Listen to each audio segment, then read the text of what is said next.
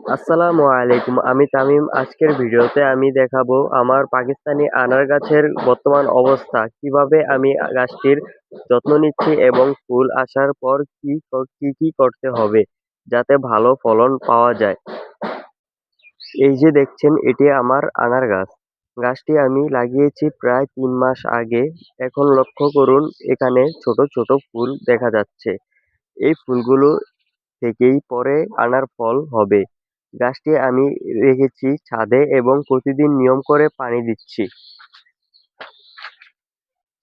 প্রতিদিন হালকা পানি দিন কিন্তু যেন জমে না থাকে।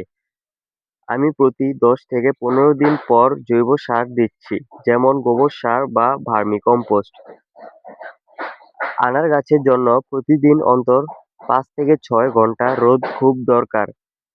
যদি পাতা বা ফুলে পোকা দেখেন তাহলে নিম তেল স্প্রে করতে পারেন। একটা গুরুত্বপূর্ণ বিষয় হলো সব ফুল কিন্তু ফলে পরিণত হয় না। তাই আপনি চাইলে হালকা করে গাছ ঝাঁকাতে পারেন, এতে পলিনেশন ভালো হয়। আর গাছের অতিরিক্ত ডাল কেটে দিলে গাছ শক্তিশালী হয় এবং ফলন বাড়ে। এই ছিল আমার পাকিস্তানি আনার গাছের আপডেট।